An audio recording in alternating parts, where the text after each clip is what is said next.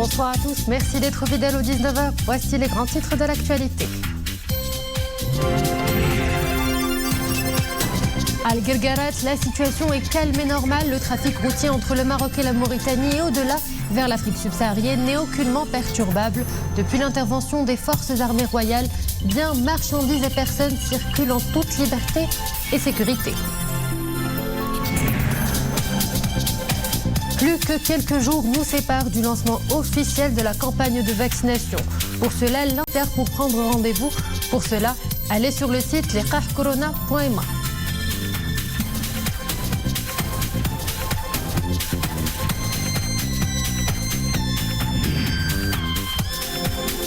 Nous célébrons aujourd'hui, 24 janvier, la journée mondiale de l'éducation. Elle intervient dans un contexte sanitaire des plus préoccupants. Un an après, nous verrons comment les cours se sont adaptés à la conjoncture de la crise sanitaire.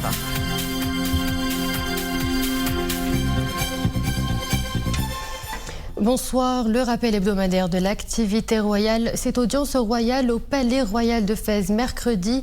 Sa Majesté le roi Mohammed VI a reçu le ministre émirati des Affaires étrangères et de la coopération internationale, Son Altesse Cheikh Abdallah Ben Zayed Al Nahyan, porteur d'un message du prince héritier d'Abu Dhabi, commandant suprême adjoint des forces armées de l'État des Émirats arabes unis. Son Altesse Cheikh Mohammed Ben Zayed Al Nahyan à Sa Majesté le roi. Les entretiens ont porté sur l'évolution des relations bilatérales dans différents domaines.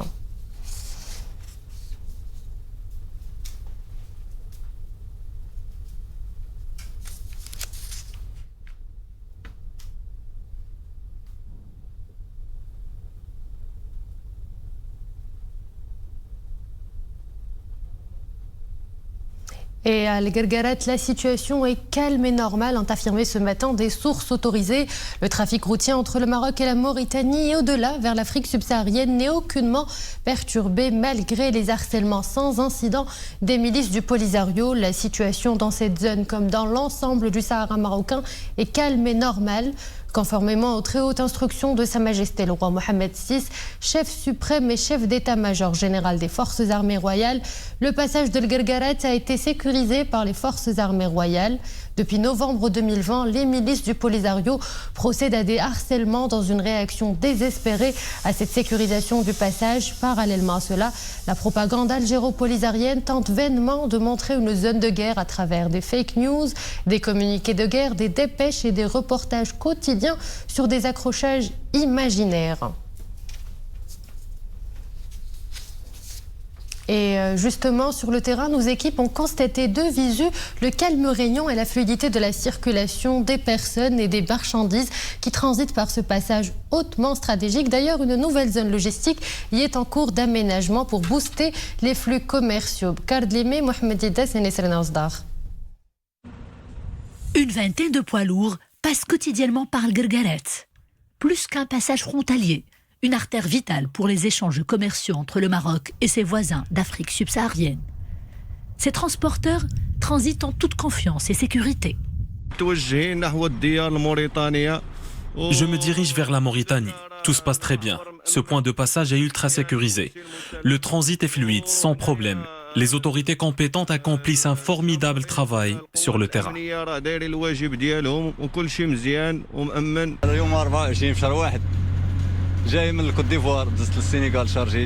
Cette journée du 24 janvier coïncide avec mon retour à la mère patrie. J'étais en Côte d'Ivoire où s'est déroulée ma principale mission. J'ai marqué une halte express au Sénégal. Le passage par la Mauritanie s'est bien passé. Aucun incident, aucune crainte à se faire. Aujourd'hui, le dimanche, le 24 janvier, franchement, la frontière Guerguerat, alhamdoulilah. On peut pas gâter le nom de Sa Majesté. Le frontière est très tranquille. Nous disons alhamdoulilah, que Dieu donne la force à Sa Majesté, que Dieu donne la force à l'Afrique. L'Afrique, quand on tient l'Afrique, ils doivent faire la force. Il faut qu'on se mette ensemble. Nous sommes les enfants d'Africains, nous sommes des Africains. Vive le roi, vive le Maroc, vive l'Afrique. Si le trafic routier dans cette zone stratégique s'opère dans les meilleures conditions malgré les tentatives vaines et désespérées du Polisario, c'est grâce aux efforts du Maroc qui veille à la sécurisation de ce passage stratégique. Des actions sages et réfléchies qui ont porté leurs fruits. Les chiffres en attestent, des indicateurs on ne peut plus parlants. Les exportations marocaines des produits agricoles et industriels vers l'Afrique ont bondi vers un record. Entre janvier et novembre 2020, le volume de ces exportations a augmenté de 5% par rapport à l'année d'avant. Le chassé-croisé des poids lourds se déroule dans des circonstances tout à fait normales, c'est-à-dire avec la fluidité requise. Pareil pour les opérations de contrôle de marchandises et des papiers administratifs des personnes effectuant la traversée.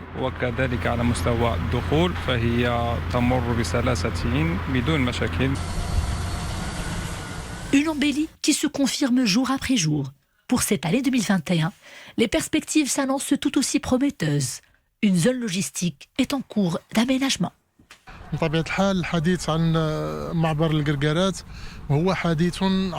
La zone se développe. Elle vit au rythme de l'éclosion de grands chantiers et l'aménagement de cette nouvelle infrastructure insufflera une nouvelle dynamique économique.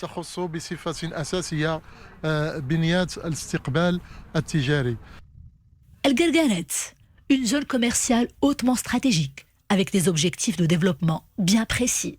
N'en déplaise aux affabulateurs plongés dans de purs fantasmes. Et on le disait hier, si vous faites partie des frontliners, des personnes âgées de plus de 75 ans ou de celles souffrant de pathologies chroniques, c'est sur le site liqahcorona.ma que vous devrez vous inscrire.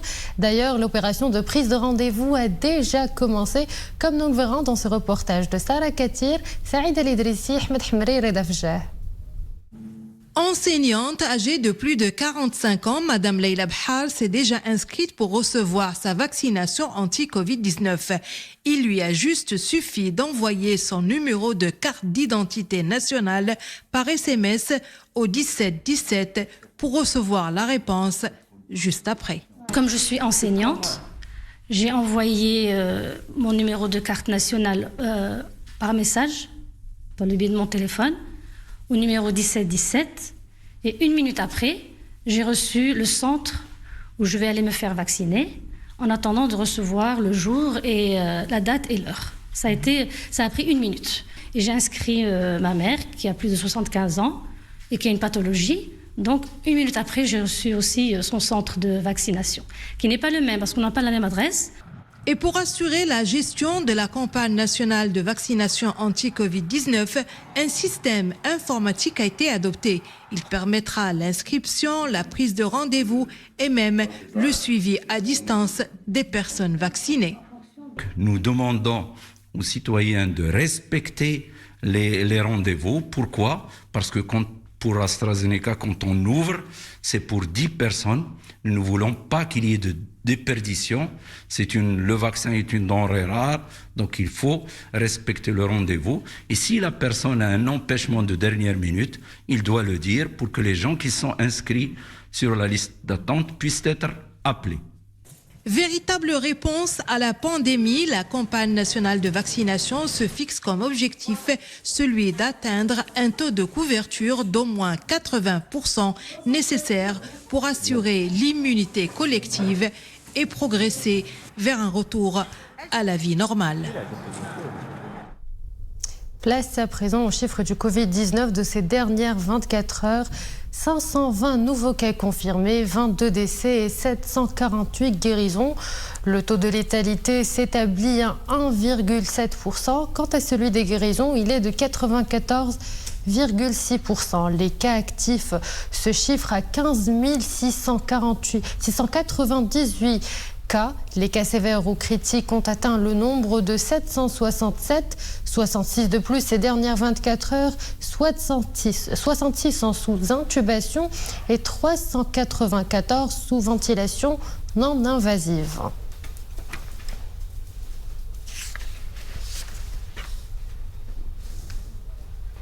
Se chauffer en ces temps froids, c'est le souci de tous. En montagne ou en métropole, à chaque chute du mercure, on ne pense qu'à ça, trouver de quoi réchauffer nos maisons.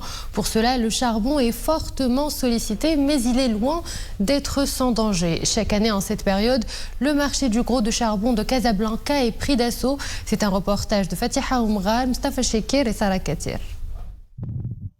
Le marché de gros de charbon à Casablanca connaît une activité notable en ces jours de grand froid, appelé communément l'Iali. La vente de charbon a enregistré une nette augmentation car bon nombre de ménages utilisent toujours le charbon de bois pour cuisiner ou pour se chauffer avec. Le marché de charbon connaît une influence particulière en cette saison d'hiver. On écoule de 50 à 70 tonnes par jour. Moi, j'ai l'habitude de venir ici pour acheter du charbon de bois qui me sert pour cuisiner, mais aussi pour se chauffer. Se chauffer au charbon peut toutefois représenter un danger d'intoxication au monoxyde de carbone. Il faut faire attention. Pourquoi? Parce que le charbon, une fois qu'il est brûlé, il donne un petit peu par combustion de monoxyde de carbone. Le monoxyde de carbone, c'est quelque chose de très toxique. Parce qu'il diffuse rapidement dans la circulation sanguine, il prend la place de l'oxygène. Et les gens qui sont intoxiqués par l'oxyde de carbone vont sentir une sensation de... ils sont à l'aise, commencent un petit peu à s'endormir, et puis par la suite, il y a la mort. On a constaté dernièrement des cas de décès par l'oxyde de carbone. La prudence doit donc être de mise en cas de chauffage au charbon de bois qui peut causer la mort, parfois en quelques minutes. Et en ce 24 janvier, nous célébrons la Journée mondiale de l'éducation, une célébration qui intervient cette année dans un contexte sanitaire très préoccupant, entre enseignement à distance, examens en ligne ou encore la fameuse jauge avec des classes avec 50% de l'effectif. Un an après, notre équipe s'est inquiète de la situation. Omar Jlaidi et Zakaria Moukenbillah. Un cours de français de deuxième année de baccalauréat au lycée Salem de Ben Gurir. Effectif réduit, port du masque de protection et distanciation physique, des mesures préventives appliquées dans les salles de classe en temps de pandémie. Visiblement, les élèves semblent s'être habitués. Ces derniers mois, ils devaient aussi s'adapter à l'enseignement en ligne. L'enseignement à distance est une expérience très bénéfique. Cela nous a permis de développer notre sens de responsabilité. Le défi a été réussi grâce à l'implication active des enseignants. En période de confinement, nous avons appris à compter sur nous-mêmes et surtout à nous adapter avec les mesures préventives. Quand il s'agit d'enseignement à distance, vous savez, les enseignants font tout le nécessaire pour garantir un bon apprentissage à leurs étudiants et surtout pour simplifier les cours. Une journée d'études est organisée en partenariat avec l'UNESCO sous le thème « Apprendre en temps de pandémie ». Objectif, concevoir des solutions et des alternatives pour continuer le processus d'apprentissage et de réussite. Une opportunité pour la ville de Ben Gurir pour mettre en place des procédés d'enseignement innovants.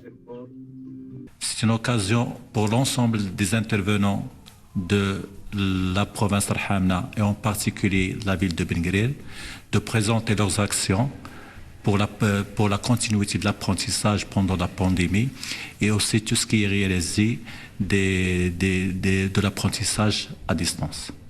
Alliés entre enseignement présentiel et cours en ligne, des nouveautés apportées dans le système éducatif en cette période de crise sanitaire. Assurer un apprentissage pour tous, tout en respectant les protocoles de santé, un impératif pour permettre la continuité de l'offre éducative et lutter contre les risques de décrochage scolaire. Et à l'occasion des vacances de la mi-année scolaire qui s'étale du dimanche 24 janvier au dimanche 31 janvier, la diffusion des cours enregistrés destinés à tous les niveaux scolaires via les chaînes Taqafia, la Youn El Amaziria sera suspendue. Elle reprendra le 1er février, une pause qui permettra aux élèves, aux cadres pédagogiques, administratifs et techniques de se reposer et de renouveler leur activité mentale et physique.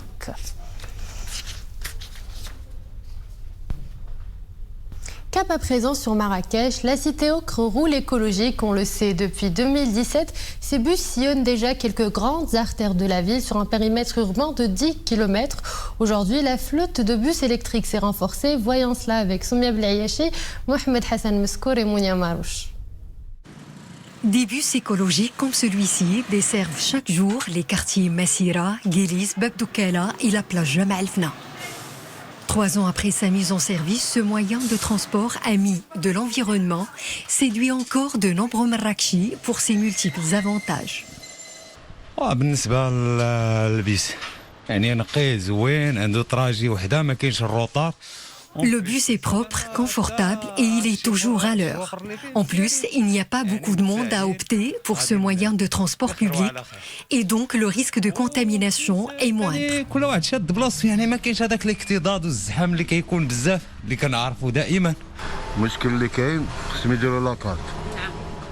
Le trajet à bord de ce bus est agréable, rien à dire.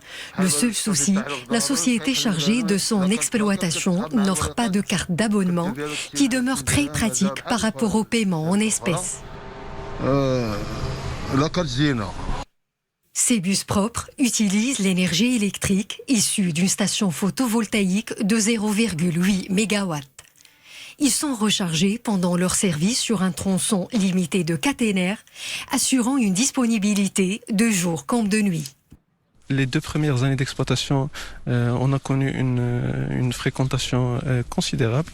Dès mars 2020, malheureusement, notre pays ou le monde entier il a connu la survenue de Corona. Donc, qui a eu un impact considérable sur l'exploitation de la ligne.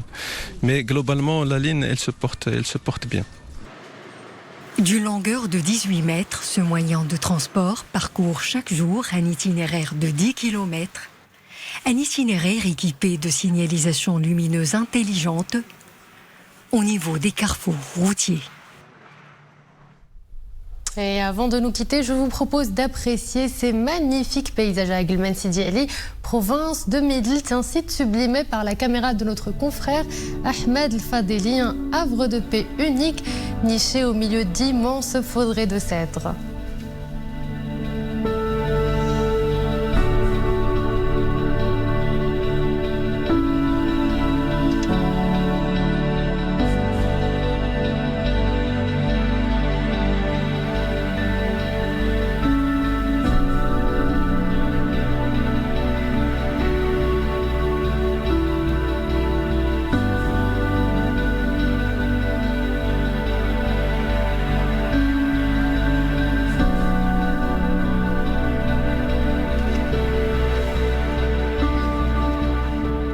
Un paysage à couper le souffle qui vaut le détour. Voilà, c'était la fin de cette édition. Merci à vous de nous avoir suivis.